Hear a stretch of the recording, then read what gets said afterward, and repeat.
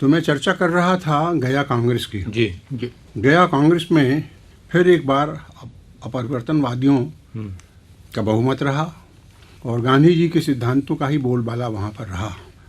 मोतीलाल जी और दास बाबू ने उसके बाद फिर एक कांग्रेस खिलाफत स्वराज पार्टी के नाम से एक पार्टी बनाई कि जिसका उद्देश्य काउंसिलों में जाना और काउंसिलों में जाकर के काउंसिलों को भंग करना और वहाँ कोई काम न होने देना, इस बात का उसने निश्चय किया। तो इसके अध्यक्ष थे देशबंधु दास और जनरल सेक्रेटरी थे पंडित मोतीलाल नेहरू। ये कमेटी अपना काम करने लगी क्योंकि 1923 में चुनाव होने वाले थे जी। और उस चुनाव की तैयारी में ये लोग पूरी तरह से लग गए। इसके द्वारा कांग्रेस ने तो अपना दरवाज़ा बंद कर दिया उनके लिए, लेकिन ये उसके ज़रिए अपना काम करने लगे। इस बीच अपरिवर्तनवादियों ने ये निश्चय किया कि एक कमेटी बनाई जाए जो इस बात की जांच करे, दूसरी कमेटी बनाई जाए जो कि कहाँ सत्याग्रह शुरू हो सकता है और किन मामलों पर लोकल प्रॉब्लम्स को लेकर के। तो चुनांचे इन्होंने एक कमेटी बनाई जिसके सदस्य थे डॉक्टर राजेंद्र प्रसाद, वल्लभ भाई पटेल, चक्रवर्ती राजगोपालाचारी और जमनालाल बजाज। ये कमेटी फिर जबलपुर भी पहुंची और जबलपुर पहुंचने के बाद फिर ये तय हुआ कि वहाँ की म्यूनिसिपैलिटी इस कमेटी को मानपत्र देगी और झंडा लगाएगी। ये तय हो गया। जब ये कमेटी वहाँ पहुंची और 5 बजे का समय नियत था कि ये जाएंगे वहाँ और इनको मानपत्र दिया जाएगा, तो डिप्टी कमिश्नर ने वहाँ के टाउन हॉल में ताला लगा दिया और टाउन हॉल के भीतर कोई सभा करने के लिए वर्जित कर दिया कि यहाँ कोई सभा नहीं होगी। 144 दफ़ा लगा दिया। एक अजीब सी परिस्थिति वहाँ खड़ी हो गई। शाम को पब्लिक मीटिंग होने वाली थी तिलक भूमि में, जहाँ इन नेताओं के व्याख्यान होने वाले थे। तो जब ये परिस्थिति हुई और मानपत्र नहीं दिया जा सका, तो जो कमेटी के सदस्य थे और अध्यक्ष कंछेदी लाल जी उसके चेयरमैन थे और बाकी उसके नगर पालिका के सदस्य थे, इन्होंने निश्चय किया कि ये सारी कमेटी त्यागपत्र दे देगी। कमेटी ने त्यागपत्र अपना दे दिया। शाम को सभा हुई, सभा में भाषण हुए और भाषण होने के बाद ये तय हो गया कि यहाँ तो मोर्चा खुद खुल गया। यानी हमें कोई ढूंढना नहीं पड़ा कि किस इशू पर हम सत्याग्रह करेंगे, क्योंकि झंडे का सत्याग्रह तो सरकार ने खुद ही आपको दे दिया। पंडित सुंदरलाल जी ने ऐलान किया कि 5000 सत्याग्रही हमको बनाने हैं और 5000 चरखे इस प्रदेश में चलने हैं निरंतर और 5000 कांग्रेस के सदस्य बनने हैं और ये काम हमको इसी महीने के भीतर पूरा करना है, जिसमें कुल 10 दिन बाकी रह गए महीने के पूरा होने में। और अगर जब तक ये पूरा नहीं होता तब तक फल और फल से बनी कोई वस्तु ग्रहण नहीं करूँगा, दूध और दूध से बनी हुई कोई चीज़ नहीं लूँगा। इस तरह का उन्होंने वहाँ संकल्प किया। परिणाम ये हुआ कि फिर क्या खाएंगे वो, क्योंकि सारे दरवाजे खाने के उन्होंने बंद कर दिए थे, फल और दूध और अन्न। तो एक उसमें बचत थी कि मूल वाली चीज़ खा सकते हैं, जड़ खा सकते हैं, यानी गाजर खा सकते हैं और इसी तरह की कोई चीज़ जो मूल से गन्ना ले सकते हैं वगैरह। तो इसी बीच गांधी जी के जेल के 1 वर्ष पूरा हो रहा था। तो 18 मार्च को जबलपुर की शहर कांग्रेस कमेटी ने यह ऐलान किया कि एक जुलूस निकाला जाएगा और जुलूस सिविल लाइन्स में जा कर के आएगा। तो ये जुलूस बना और जुलूस जब ये जाने लगा सिविल लाइन की तरफ, तो पुलिस ने इसको रोक दिया। मैं वहाँ पहुँच गया था, पंडित सुंदरलाल जी आ गए थे और शहर के जितने भी काम करने वाले थे, सुभद्रा कुमारी चौहान भी बहुत अच्छी कार्य करने वाली थी, वो आ गई थी और शहर के जितने कांग्रेस और स्वतंत्रता संग्राम सेनानी थे वो आ गए थे। उन्होंने आकर के निश्चय किया कि हम तो जाएंगे। सुंदरलाल जी ने पुलिस सुपरिटेंडेंट बम्बा वाले थे, बम्बा वाले से पूछा कि आप हमें क्यों रोक रहे हैं। उन्होंने कहा कि आपने इस जुलूस की परवानगी नहीं ली है पुलिस से, इसलिए हम आपको रोक रहे हैं। उन्होंने झट एक कागज़ निकाला, सुपरिटेंडेंट के नाम में दरख्वास्त लिखी और कहा कि ये कागज़ है, ये परवानगी ये है, आप इजाज़त दीजिए। कहने लगे हम आपको इजाज़त दे सकते हैं, लेकिन आप वहाँ नारे लगाएंगे। कहने लगे और बहुत से लोग ले जाएंगे। कहने लगे हम सिर्फ 10 आदमी ले जाएंगे और उनके मुंह पे पट्टी बंधी होगी, कोई नारा नहीं लगाएंगे। वाह वाह, तो कहने लगे लेकिन आप झंडा ले जाएंगे? कहले हाँ झंडा तो ले जाएंगे। ये सत्याग्रह का तो कहने लगे आप झंडा न ले जाइए तो फिर हम आपको जाने की इजाज़त देते हैं, आप सब आदमी चले जाइए, नारे भी लगाइए, लेकिन झंडा ले जाइए। कहे नहीं, हमसे हमारा एक आदमी जाएगा, उसके मुंह पे पट्टी बंधी होगी, लेकिन वो झंडा लेके जाएगा। बस इसी बात पर तय हो गया कि 10 आदमी अब चुने जाएं और वो उल्लंघन करें कानून का। चुनाव से मुझसे कहा गया कि तुम तो झंडा लेके चलोगे, और चुनाव सुंदरलाल जी ने खुद अपने को चुना, सुभद्रा कुमारी चौहान को चुना, मौलवी ताजुद्दीन थे उनको चुना, बद्रीनाथ तिवारी थे उनको चुना, और भी ऐसे कुल मिला के 10 आदमी ये तैयार हो गए। हम लोग चले तो वहाँ पर एक नाला है, उस नाले को पार करने के बाद पुल के जो घंटाघर है उससे आगे हम सिविल लाइन की तरफ बढ़े तो उन्होंने पुलिस ने हमको गिरफ्तार कर लिया, सबको 10 आदमियों को हमको गिरफ्तार करके वहाँ के एक हवालात में बंद कर दिया। पुल रात भर हम लोग उस हवालात में बंद रहे।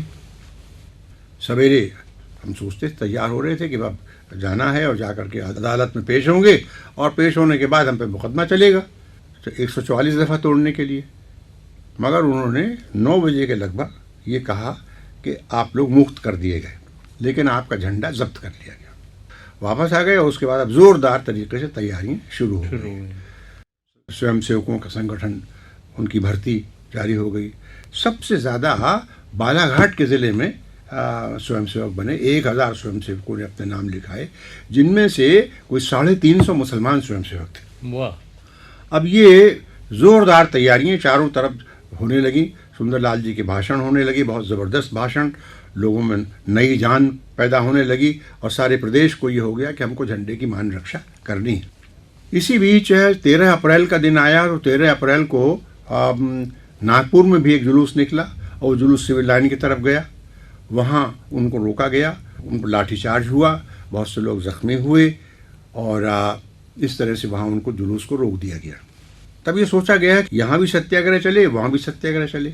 यहाँ सत्याग्रह ज़रा सा कठिन था, क्योंकि वो टाउन हॉल की इमारत में जाके झंडा लगाना था, और वहाँ सत्याग्रह आसान था कि सड़क पे चल दिए, वो सत्याग्रह कर लिया। दोनों जगह सत्याग्रह क्रम चला। तो महात्मा भगवान दीन जी, फिर सुंदरलाल जी इस बीच गिरफ्तार हो गए, और उनको 6 महीने की सज़ा हो गई, और सज़ा दे करके उनको बैतूल जेल भेज दिया गया। हम लोग महात्मा भगवान दीन जी चूँकि सत्याग्रही अब उनके बाद डिक्टेटर मुकर्रर हुए, उन्होंने हम लोगों से कहा कि यहाँ थोड़े सत्याग्रही रहेंगे, यहाँ 500 सत्याग्रही यहाँ रहेंगे, बाकी सत्याग्रही जो हैं वो नागपुर जाके सत्याग्रह करेंगे। क्योंकि सुभद्रा कुमारी चौहान में और उनके पति लक्ष्मण सिंह चौहान और दूसरे लोग, माखनलाल चतुर्वेदी भी वहीं पहुंच गए, और उसके बाद वहाँ पर सरदार वल्लभ भाई पटेल भी वहाँ आ गए, जमनालाल बजाज, और इन लोगों की एक कमेटी 5 आदमियों की बनी कि जो सत्याग्रह का संचालन करेगी। जगह जगह से लोग आने लगे और सत्याग्रह पे जा कर के गिरफ्तारियाँ अपने देने लगे।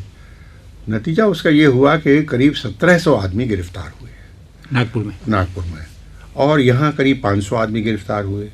जगह जगह से उन्होंने नेताओं को भी पकड़ा, उनको पकड़ करके सजाएं दे के जेल में बंद कर दिया। जैसे दुर्गा शंकर मेहता, जटार, 2 बड़े बड़े वकील थे, इनको सिवनी में गिरफ्तार करके इनको भी सजाएं दे दी गई। मैं और सुभद्रा कुमारी चौहान, हम लोगों के लिए तारीख मुकर्रर हुई कि 31 तारीख को तुम सत्याग्रह करोगे। हम 2 आदमी, तो सुभद्रा कुमारी चौहान पहले गई, उन्होंने कानून तोड़ा, वो गिरफ्तार हुई।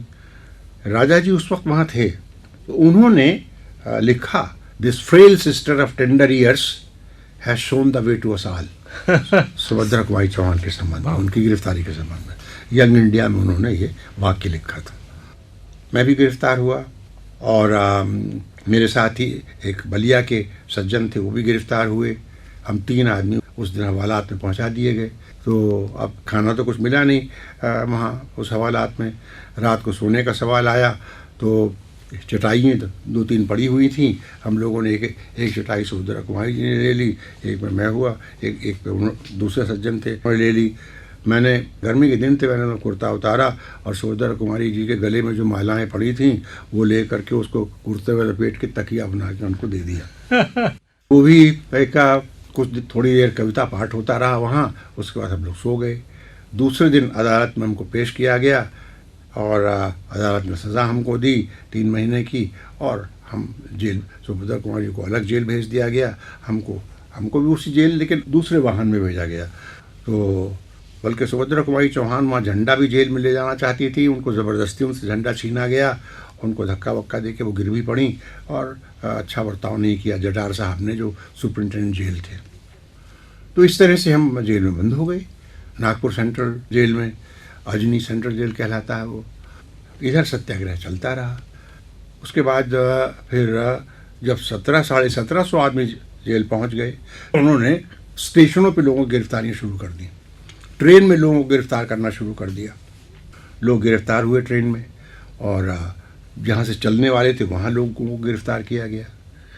फिर भी ये कैफियत थी कि कोई 1500 सत्याग्रही हर वक्त वहाँ मौजूद रहते थे कि जिनके अपनी बारी का इंतज़ार कर रहे थे कि हमको जेल खाने भेज दिया जाए। जैनेन्द्र कुमार भी वहाँ पहुँच गए थे, वो अमृत बाजार पत्रिका के संवाददाता बन गए थे, तो वहाँ से समाचार भी वहाँ भेजते थे। बाद में पकड़े भी गए वो वहाँ, और वो भी जेल में रहे। तो अजनी सेंट्रल जेल में एक कारखाना था कुनैन बनाने का, तो वहाँ पर डॉक्टर हार्डीकर, जिन्होंने बाद में सेवा दल कायम किया, कांग्रेस सेवा दल, डॉक्टर चुन्नीलाल, आबिद अली, सत्यदेव विद्यालंकार, विनोबा भावे, हम 5-6 आदमी वहाँ कुनैन की टिकियाँ बनाने के काम हम लोगों को दिया गया। आचार्य विनोबा जी ने तो कहा कि मैं पाखाना साफ़ करने का काम मुझको दे दिया जाए, मैं वही काम करूँगा। को तो फिर वहाँ भेज दिया गया पाखाना साफ़ करने के काम में, लेकिन हम लोग वहाँ रहे। डॉक्टर हार्डीकर और लोग तो हम लोग बहस करते रहते थे, स्वराज का क्या रूप होगा, लड़ाई का क्या रूप होगा, संस्था को कैसे चलाया जाएगा कांग्रेस की, तरह तरह के विषय हम लोगों के राजनीतिक विषय आते रहते थे, जिन पर विवाद होता रहता था आपस में। काम भी करते जाते थे, विवाद भी होता था। लेकिन जो हार्डीकर थे वो सिवाय एक बात के कि कैसे अनुशासनबद्ध सेवा दल बनना चाहिए कि जो कांग्रेस के तमाम काम को संभाल सके, सत्याग्रह में तरीके से जा सके। ऐसा नहीं कि हम बार बार भर्ती कर रहे हैं लोगों को, एक बार भर्ती कर लिया, उनको ट्रेन किया और जब ज़रूरत पड़े तो आज़ादी की लड़ाई में वो शामिल हों। तो ये उनका कार्यक्रम बराबर रहता था। और हिंदुस्तानी सेवा दल की भूमिका असल में उसी अजनी सेंट्रल जेल के कुनैन फैक्ट्री में ही तैयार की गई। जब जेल से आखिर में ये हुआ कि सरकार भी घबरा गई कि कब तक चलता रहेगा ये, तो उन्होंने कुछ ऐसी बात ऐसी हुई कि दोनों मतभेद रहा। सरकार और वल्लभ भाई पटेल चूँकि उसके इंचार्ज थे, जमनालाल बजाज गिरफ्तार हुए, वहाँ तो भगवान दीन गिरफ्तार हुए। इन लोगों को गिरफ्तार कर जमनालाल बजाज को फाइन हुआ, जुर्माना हुआ। जुर्माना होने के बाद उनकी कार जो थी वो नीलाम की गई। किसी ने वर्धा में नहीं ख़रीदा, नागपुर में नहीं ख़रीदा, बम्बई भेजा, वहाँ किसी ने नहीं ख़रीदा, सूरत भेजा, वहाँ किसी ने नहीं ख़रीदा उनकी कार को।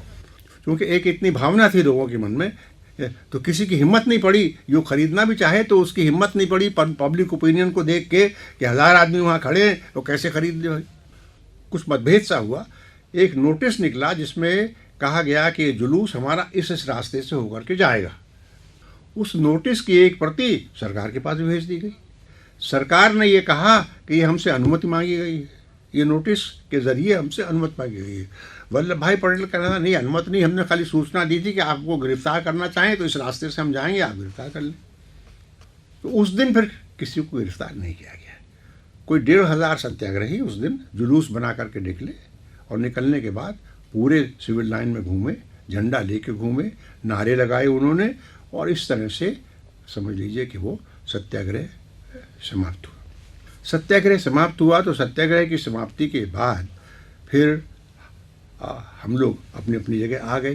सुंदरलाल जी बाद में जेल से छूटे, अपनी सज़ा समाप्त करने के बाद छूटे, क्योंकि जो एक बात इनकी में हुई थी तो उसमें जो हिंदी सीपी के जो लोग जबलपुर में जेल गए थे या और जगह पकड़े गए थे उनको शामिल नहीं किया गया था।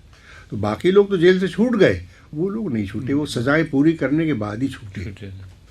फिर ऐसा हुआ कि सुंदरलाल जी से मैंने कहा कि मैं काम करना चाहता हूँ, ज़रा ज़िले में गांव में जाके काम करना चाहता हूँ, आप मुझको थोड़े दिन के लिए मुक्त कीजिए। तो उन्होंने कहा अच्छा तुम सागर ज़िले में जाके काम करो, बीना एक जगह वहाँ पर है, अब जंक्शन भी है रेलवे का, वहाँ मुझको काम सौंपा गया कि वहाँ जाके काम करो, वहाँ एक पाठशाला चलाओ, वहाँ पर जो बीमार हैं उनकी सेवा करो, एवं सेवक बनाओ, उनको शिक्षा दो, इस तरह का काम, और प्रचार करो, कांग्रेस के मेंबर बनाओ। क्या अवस्था हो गई थी उस वक्त आपकी? मेरी अवस्था 17 वर्ष की थी उस वक्त। इतनी जिम्मेवारी काम दे दिया गया।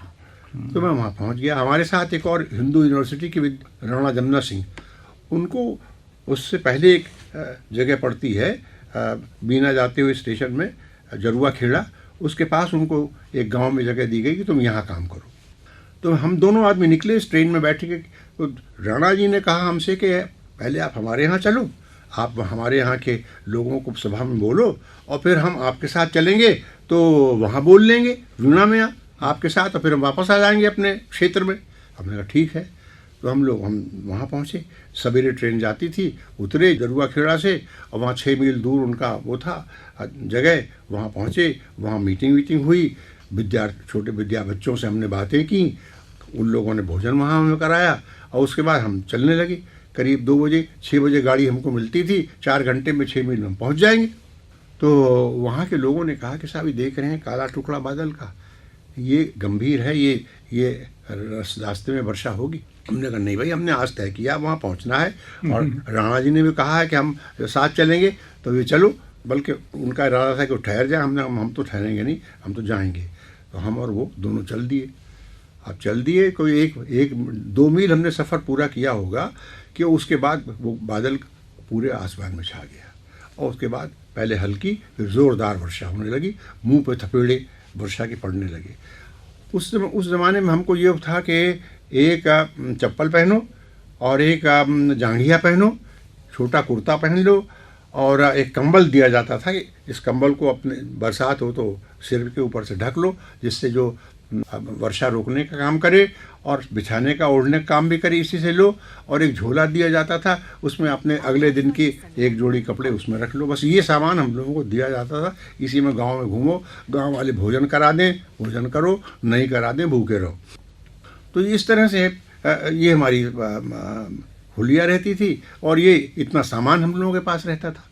चले तो जैसा मैंने कहा कि मुंह पे थपेड़े लगने लगी उसके वर्षा के। फिर पगडंडी हमने जो पकड़ी वो बिल्कुल पानी से लबरेज हो गई। अब पता न चले कहाँ पगडंडी है, कहाँ क्या है। आगे बढ़े तो जंगल, घना जंगल था, उसमें जहाँ जाएं अटक जाएं, एक पेड़ सामने आ जाए, फिर उसको बदलें, रास्ता बदलें। तो यही चलता रहा, और वर्षा थमने का नाम न ले। घनघोर वर्षा हो, बिजली चमके, बादल गरजे और वर्षा, और हम लोग भटक रहे हैं उस जंगल में। नतीजा उसका ये हुआ कि अब वो बार बार झुंझलाए। मैंने कहा था मत चलो मत चलो, गांव वालों ने मना किया था मत चलो, और तुम जबरदस्ती चले आए, अब यहाँ फंस गए हो, रास्ता भी नहीं मिल रहा। हमने कहा राणा जी देखो, हमने अपना वचन पूरा करने के लिए हमने निश्चय किया था, निश्चय करने में परेशानी होती, कठिनाई हुई। अब इसमें अगर आप परेशान होते रहेंगे तो आपको बड़ा कष्ट होगा। आप परेशान बिल्कुल मत होइए, इसको आनंद से लीजिए। नतीजा उसका ये हुआ कि शाम हो गई। शाम हुई, अंधेरा बढ़ गया। अब अंधेरा बढ़ गया तो जुगनू चमकने लगी, वहाँ बस वही रोशनी थी, कोई टार्च वार्च तो उस वक्त होता नहीं था। अब उसमें मैंने उनसे कहा कि भाई मैं पेड़ पर चढ़ता हूँ और वहाँ से देखूंगा कहीं पास में कोई गांव का रोशनी दिखाई दे। कहने लगे कि तुम पेड़ पर चढ़ोगे, बरसात में पेड़ गीला हो गया है, भीग जाओगे, गिर पड़ोगे, और फिर मैं तुमको कहाँ ला दे फिरूंगा। मैंने कहा नहीं, मैं तुमको विश्वास दिलाता हूँ, पेड़ चढ़ना मुझको अच्छी तरह आता है, मैंने सीखा है, अब मैं गिरूंगा नहीं। तो खैर मैं चढ़ गया पेड़ पे। फिर मैंने कहा कि देखो इस दिशा में एक रोशनी दिखाई देती है, कोई गाँव है नज़दीक। तो कहने लगे अच्छा है। मैं उतरा, कहने लगे अच्छा तुम जो दिशा तुमने देखी है उसी तरफ चलो। अब हम चले। तो ऐसा था, पहाड़ी जगह है वो, कहीं नीचा, कहीं ऊंचा, कहीं गले भर पानी आ जाए, कहीं कमर भर पानी आ जाए, कहीं सूखा आ जाए, चलते रहे। फिर ऐसा लगा कहीं कोई ज़ोरदार कोई नाला आला बह रहा है कुछ, तो वहाँ हम चले। अब अंधेरा था, घुप अंधेरा, उसमें को सूझे भी नहीं रास्ता। चलते गए चलते गए, उसके बाद मेरा उनका हाथ, हम लोगों ने पकड़ के चल रहे थे, अपना हाथ छूट गया। हाथ छूटा और हम पानी में एकदम घट से पड़ गए। ऐसा लगा कि जैसे कोई बरसाती नाला जो उफनता हुआ नाला, उसमें हम गिर पड़े। अब उसके बाद हमें होश नहीं कि हम किधर बहे चले जा रहे हैं, बहे चले जा रहे हैं। और अब इसके बाद जा कर के तब एक पेड़ से जाकर के टकराए, जोर से बातें पे लगा, तो एक दफे पीछे हटे, फिर हाथ बढ़ा करके पकड़ा तो मालूम है एक पेड़ है जो बीच नाले के बीच में खड़ा हुआ था। उसमें हम उसको पकड़ कर किसी तरह से, थोड़ी देर थकान इतना हो गया था, इतना परेशानी थी, किसी तरह से उस पैर ऊपर करके उसमें एक डाल पर बैठे, उसको पकड़ करके। अब कहाँ झोला गया, कहाँ कंबल गया, कहाँ चप्पल गई, कुछ पता नहीं। अब ये हुआ कि हम बैठे हुए हैं वहाँ पर। अब आंधे सवेरा हो, उजेला हो, तो कुछ पता चले। तो बरसाती नाले ऐसे होते हैं कि जैसे बढ़ते हैं वैसे घटते भी हैं। सवेरा होते होते वो पानी उसका घट गया। जब सवेरा हो, कुछ उजेला सा हुआ, तो देखा कि एक मूर्ति और बैठी हुई है उसी पेड़ पर अटकी हुई। हमने कहा राणा तुम हो? बहुत नाराज हुए, बहुत हमको सख्त सुस्त कहा, बहुत गालियाँ दी। आज में प्राण हमारे चले जाते तुम्हारे पीछे, और बहुत बहुत खफा, बहुत नाराज। हमने कोई बात नहीं, देखो अब तो बच तो गए हो, हम भी बच गए, तुम भी बच गए। और संजोग ऐसा कि एक ही पेड़ पर जाके अटके। और बिना खाए पिए सारा दिन सारी रात बीत गई। सारा रात बीत गया। और जाड़ा लगे, हवा चले तो जाड़ा लगे, सब भीगे हुए कपड़े थे। जो भी कपड़ा था, एक कुर्ता और एक छोटा घुटन्ना। तो सवेरा हुआ कुछ, तो देखा सामने एक गांव है, थोड़ी दूर पर, एक आधे मील की दूर पर। पेड़ से उतरने के बाद हमने कहा चलो वो गांव चले। जब उस गांव में पहुंचे तो इत्तेफाक से वो गांव पंडित शंभू दयाल मिश्र, वो गोरक्षा समिति का गांव था, और पंडित शंभू दयाल मिश्र उसके कांग्रेस के नेता थे, वो उसके अध्यक्ष थे उस कमेटी के। और वो लोग जब हम वहाँ सागर में शहर में रहते थे, उनके घर पे ही ठहरे हुए थे, तो उन्होंने हमको देखा था उस गांव के, तो उन्होंने देखा तो पहचान लिया। कह लिया आप लोग यहाँ कहाँ? हमने कहा भाई ऐसा है, अभी हम तो बिल्कुल भीगे हुए हैं, और पता ऐसा ऐसा हो गया, तो बच ही गए हम लोग। मैं तो बह जाते नाले में, कहाँ जाते कहाँ नहीं जाते हैं पता नहीं। तो उसने फ़ौरन पहला काम उसने ये किया, दूध में हल्दी डाल करके और गुड़ डाल करके खूब गर्म करके एक एक गिलास हमको दिया, इसको पी जाइए। और फिर कपड़ा बदलने को दिया, इसको पहन लीजिए। बदला हुआ कपड़ा हम लोगों ने पहना, और उसके बाद उसने बिस्तर तैयार करके कहा आप लोग सो जाइए। अब लोग कंबल ओढ़ के सो गए, उसमें सो गए। तो 2-3-4 घंटे हम लोग सोते रहे। उसके बाद फिर उसने हमको उठाया, और फिर गरम गरम पूड़ी सब्ज़ी और खीर बना के उन्होंने हमको खिलाई। तो इसी उसमें करीब 4 बज गए। 4 बज गए तो हमने पूछा कि जरुआ खेड़ा स्टेशन कितनी दूर है? कहने लगे वो तो 16 मील है। अरे हमने कहा हम तब वहाँ से 6 मील था जब हम चले, अब 16 मील हो गया। कह ले हाँ, आप लोग बहे बहुत दूर तक, बह करके नाले से बहुत दूर बहे, आपको पता नहीं चला, और इतनी दूर आ गए हैं आप। और आज तो अब मिल नहीं सकता आपको स्टेशन, क्योंकि शाम हो गई है, 4 बज गया। अब कल सवेरे आपको हम नाश्ता बांध देंगे, नाश्ता करा के कुछ खाना बांध देंगे, आप चले जाइएगा। फिर वहाँ रात हम लोगों ने बिताई, हमारे कपड़े उन्होंने सुखवाए। दूसरे दिन हमने अपने कपड़े बदले। कपड़े बदलने के बाद फिर सवेरे नाश्ता करने के बाद वहाँ से फिर हम चले प्रस्थान किया। तब जा कर के वही गाड़ी पकड़ी जो शाम की गाड़ी थी, जरुआ खेड़े स्टेशन में। वहाँ से बीना गए।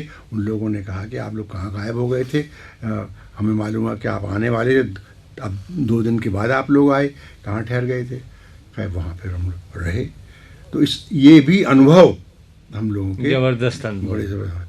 तो वो तो राणा साहब तो फिर चले गए छोड़ करके सब, वो फिर अपने वापस कह ले भाई मैं इस जमेले में नहीं पड़ता, वो तो वापस चले गए, मैं अपना इसी में अटका रहा।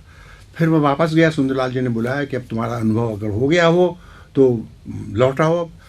और वल्लभ भाई पटेल का तार आया है। सुंदरलाल जी ने अपनी स्पीचेज में कहा कि एक मोर्चा हम लोगों ने तय किया, अब हमें दूसरा सत्याग्रह खोजना है कि कहाँ हम सत्याग्रह करें। तो ये अखबारों में छपा, तो वल्लभ भाई ने एक टेलीग्राम भेजा कि आप यहाँ फ़ौरन आ जाइए अहमदाबाद। तो उसको साथ लेके वो अहमदाबाद गए। अब वल्लभ भाई नेता थे, लेकिन ये हालत थी, वल्लभ भाई का कोई घर नहीं था अहमदाबाद में। वो वहाँ की म्यूनिसिपैलिटी के अध्यक्ष रहे, कोई घर उनका अपना नहीं था।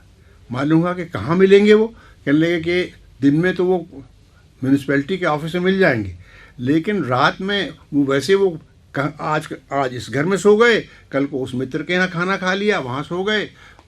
तो इस तरह से वो जहाँ उनको शाम हो जाती है जहाँ, तो वहाँ वो सो जाते हैं। कोई निर्धारित जगह उनकी नहीं है, आपको दूसरे दिन वो मिलेंगे। तो खैर दूसरे दिन हम लोग गए, तो वहाँ म्यूनिसिपैलिटी के भवन में वो मिले। तो उन्होंने कहा कि भाई तुम तो पकड़ जाते हो, जेल चले जाते हो, अब हमको परेशानी उठानी पड़ती है। और तुम्हारे पंडित मोतीलाल नेहरू ने मुझको बहुत बुरा भला कहा है पब्लिक मीटिंग में। उन्होंने कहा है कि मैंने तुमको छोड़ दिया और तुम्हारे बगैर मैंने संधि कर ली, और तुमको पूरी सज़ा तुम लोगों को जेल में भुगतनी पड़ी। लेकिन अब मेहरबानी करो, ऐसा करो कि अभी सत्याग्रह की कोई बात मत करो। अब ऐसा है कि कोकोनाडा कांग्रेस आने वाली है, उसमें फिर परिवर्तनवादी जोर लगाएंगे और प्रस्ताव को रद्द करने की कोशिश करेंगे। तो तुम अब हम लोगों को मिल करके सोचना चाहिए कि कोकोनाडा कांग्रेस में जो 1923 में होने वाली है कांग्रेस दिसंबर में, उसमें हमारा क्या रुख होगा। तो एक अपरिवर्तनवादियों की एक सभा, मेरा विचार है कि अहमदाबाद में बुलाई जाए। तो तुम्हारे और मणिलाल कोठारी के दस्तखत से, मणिलाल कोठारी गुजरात प्रदेश कांग्रेस कमेटी के जनरल सेक्रेटरी थे, तो तुम्हारे दोनों के दस्तखत से एक निमंत्रण चला जाएगा। तो इन दोनों के दस्तखत से एक निमंत्रण चला गया तमाम देश के अपरिवर्तनवादी नेताओं के नाम। ये लोग उसके बाद सभा हुई वहाँ पर, एक 15-20 दिन के बाद सभा हुई। मैं भी उसमें शामिल था। पंडित सुंदरलाल जी, उन्होंने एक बनाया कि हमको वहाँ पर डट कर मुकाबला करना है, फिर जिस तरह हमने गया कांग्रेस में मुकाबला किया उसी तरह का मुकाबला हमको करना।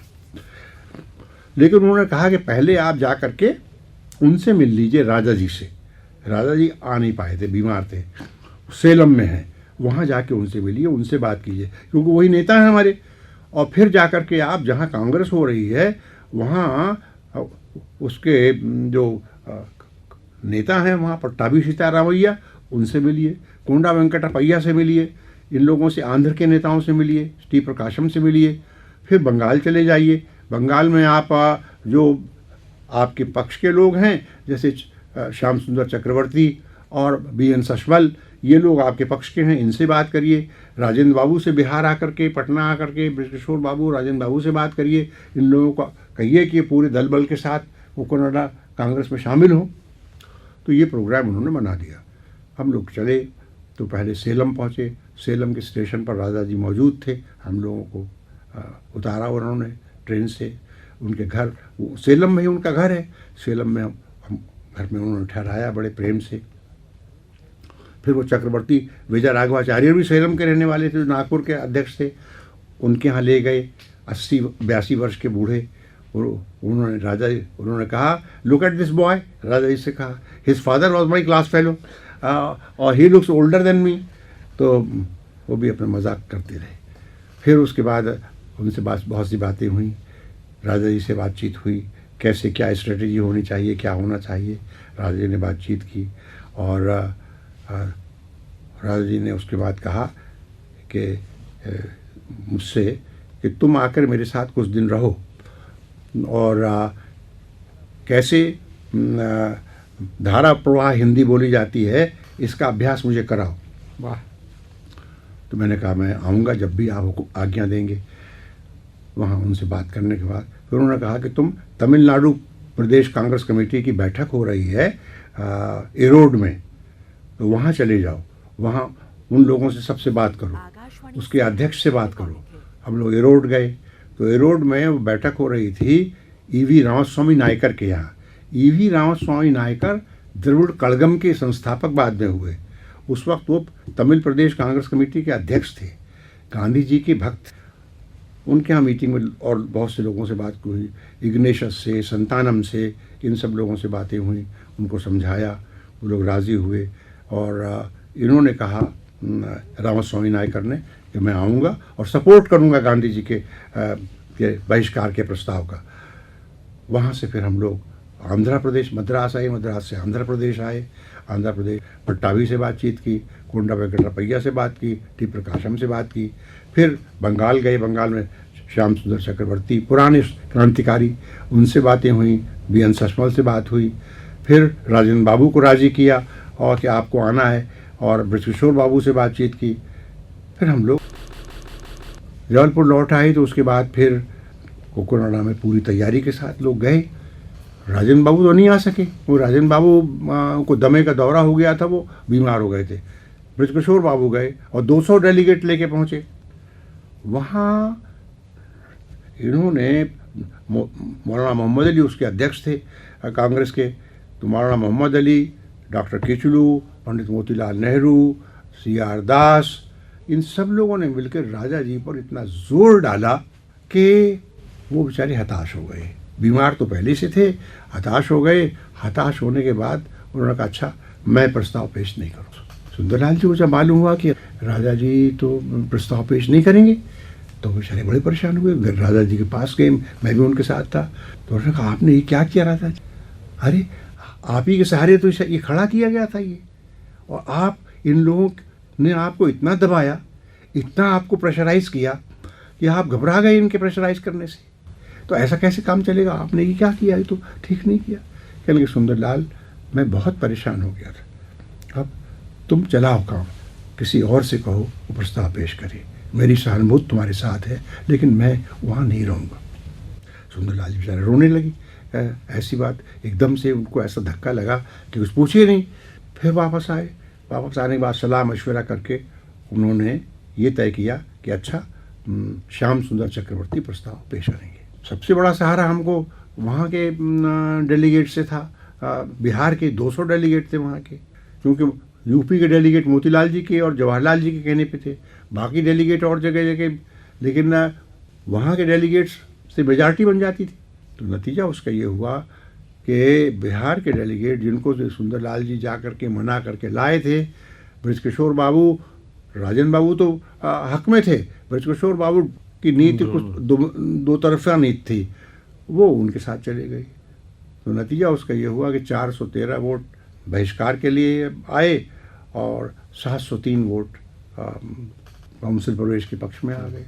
बल्कि आचार्य प्रफुल्ल चंद्र राय ने कहा कि देखो ये गांधी जी के ये भक्त लोग हैं, यही गांधी जी के पीछे उन पर विश्वासघात कर रहे हैं उनके साथ। उस वक्त मौजूद थे? नहीं, गांधी जी जेल में थे, अभी भी जेल में थे। हाँ, हालांकि मौलाना मोहम्मद अली ने आते साथ ही ये कहना शुरू किया था जेल से छूटने के बाद कि मैं यरोदा जेल की कुंजी ढूंढ रहा हूँ और उनको लाना है। और सरोजनी नायडू भी अपना ये कहती थी कि मैं तो मोहन की मुरली हूँ और उन्हीं की आवाज़ भारत के कोने कोने में पहुँचाऊँगी। इस तरह एक प्रकरण जो था वो समाप्त हुआ और ये हो गया कि अब उसके प्रस्ताव के मुताबिक के 2 अंग रहेंगे कांग्रेस के, एक तो काउंसिल प्रवेश वाले और एक रचनात्मक काम करने वाले। रचनात्मक काम करने वाले अपना काम करेंगे, उनके ऊपर कोई लाजिम नहीं होगा कि वो काउंसिल प्रवेश के काम का समर्थन करें, लेकिन काउंसिल प्रवेश वालों को पूरा अधिकार होगा कि वो कांग्रेस के नाम से चुनाव लड़ें। इस तरह से एक सहमति तैयार हुई। तो पांडे जी, दिसंबर 1924 में बेलगांव कांग्रेस के बाद गोवा से आप लोग नौका से समुद्र को लांघ करके आप आए रत्नागिरी। तो रत्नागिरी तो बड़ा भारी सांस्कृतिक केंद्र उस युग में था और तिलक महाराज का और इनका गोखले जी का, इन लोगों की जन्मभूमि। तो वहाँ क्या गतिविधि रही, क्या उद्देश्य रहा, बताएंगे रत्नागिरी आने का? गोवा से हम लोग पहले मालबण गए। मालबण में देवी भवानी का मंदिर है, शिवाजी ने जिनकी स्तुति की और उसके बाद उन्होंने अपना लड़ाई का धावे शुरू किए। वहाँ से मालबण के में देवी भवानी का मंदिर देखने के बाद हम लोग फिर रत्नागिरी गए। रत्नागिरी विशेष रूप से तो इसलिए गए कि वहाँ सावरकर जी को, जिनको आजन्म कारावास की सज़ा मिली थी और जो अंडमान में के सेलुलर जेल में थे, भारत में जब बहुत ज़्यादा आंदोलन हुआ तो वहाँ के इन सब आजन्म कैदियों को उन्होंने भारत के विविध जेलों में ट्रांसफ़र कर दिया। सावरकर जी को रत्नागिरी में रखा और रत्नागिरी में क्योंकि उनका स्वास्थ्य अच्छा नहीं था तो वो रत्नागिरी में रहे और रत्नागिरी में एक बंगले में उनको नज़रबंद कर दिया। हम लोग ज़िला मजिस्ट्रेट की अनुमति से उनसे मिलने गए। हमारे साथ अर्जुन लाल जी सेठी, स्वामी कुमारानंद, दोनों ही पुराने क्रांतिकारी थे, सावरकर के साथ ही थे। तो इनके साथ मैं भी गया इनके साथ। वहाँ जाकर के उनसे बातें हुई। बातों की चर्चा मैंने अपने पिछले वक्तव्य में जिक्र किया था। वहाँ तिलक और गोपाल कृष्ण जी गोखले का भी जन्म स्थान है रत्नागिरी। गोपाल कृष्ण गोखले नरम विचारों के थे, लेकिन कांग्रेस के बहुत प्रभावी नेता थे और 2 बार वो कांग्रेस के अध्यक्ष भी रह चुके थे। लोकमान्य तिलक तो गर्म नीति के, और लेकिन उन्होंने बेहद कष्ट उठाए जेल में और बाहर। तो ऐसे महापुरुषों के जन्मस्थान का दर्शन करना भी एक पुण्य लाभ की तरह था। वहाँ हमने इन लोगों के जन्मस्थान को भी देखा। रत्नागिरी कोकणस्थ ब्राह्मणों का केंद्र है।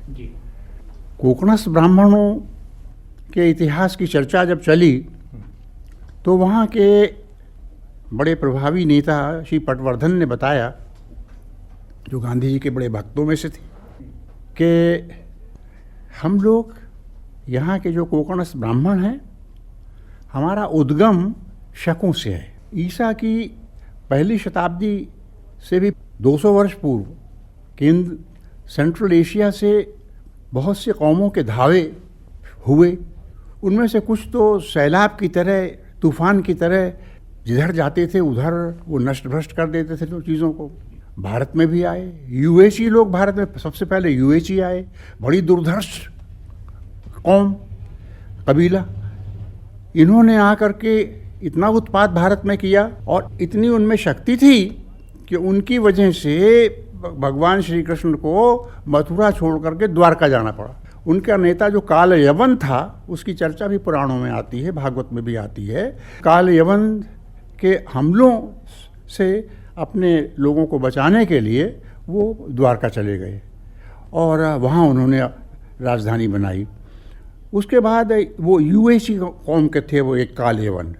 फिर उसके बाद हूण आए, शक आए, कुषाण आए, यवन आए यानी यूनानी आए, और ये सब भारत के पूर्व पश्चिमी प्रदेशों में आकर के इनके युद्ध होते रहते थे।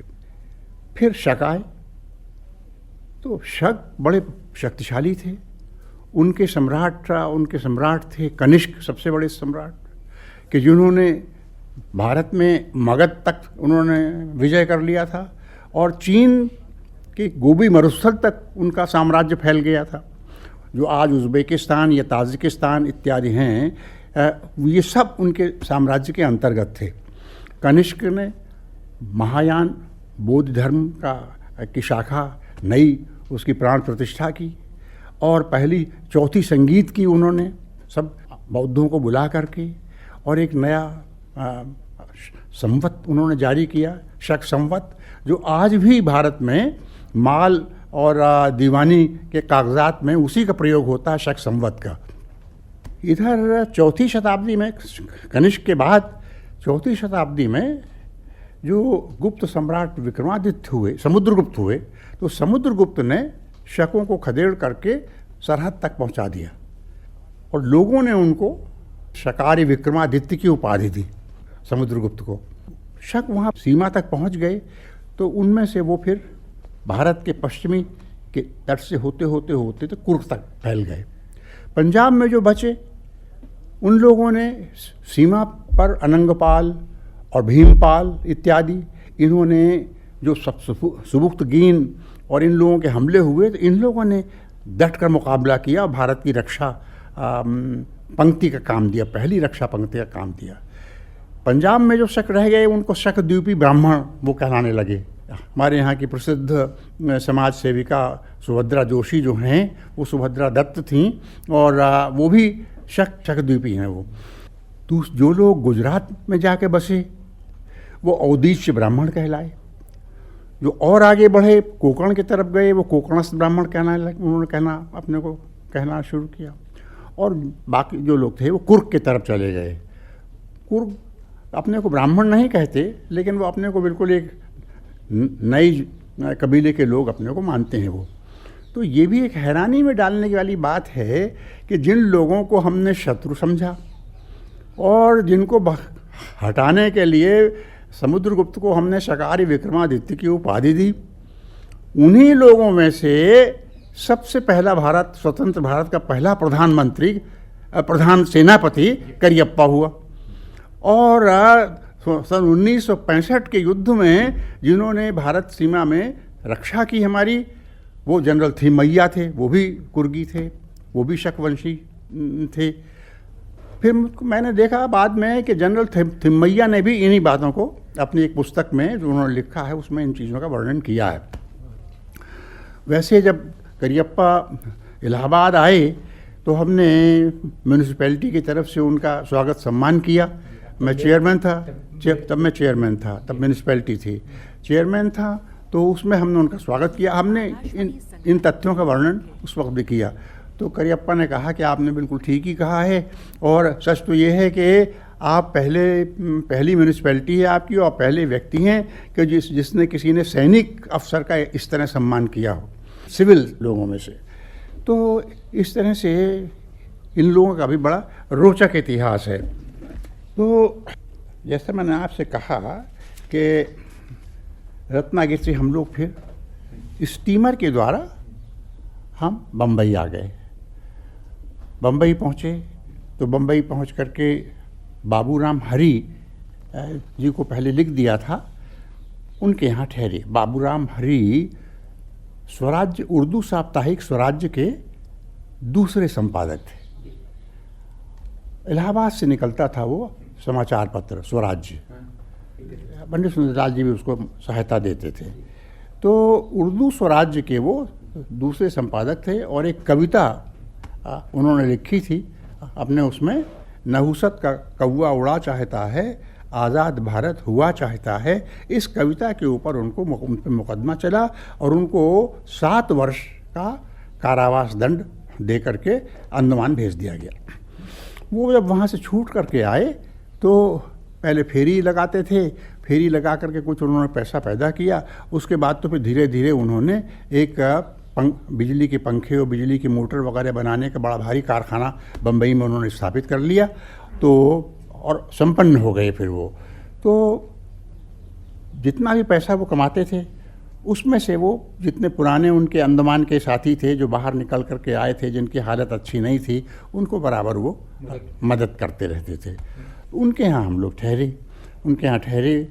तो दूसरे दिन स्वामी कुमारानंद ने कहा कि भाई यहाँ बम्बई गेटवे ऑफ इंडिया से किश्ती के ज़रिए जाते हैं लोग एलिफेंटा गुफा देखने के लिए। वहाँ एक पहाड़ को काट करके शिव के विवाह के दृश्य अंकित किए गए हैं, बहुत सुंदर दृश्य हैं वहाँ। तो उसको चल के देखें हम लोग। तो हम लोग पहुँचे गेटवे ऑफ इंडिया, वहाँ से किश्ती ली, किश्ती लेकर के 2 बजे के लगभग वहाँ से चले। तो 6 मील के है समुद्र के, तब आज तो वहाँ स्टीमर जाने लगे हैं, उस वक्त स्टीमर नहीं जाते थे। ये नाविक लोग किश्ती खे करके ले जाते थे वहाँ। तो वहाँ हम पहुँचे कोई घंटे भर में, कोई 4 बजे के लगभग वहाँ पहुँचे।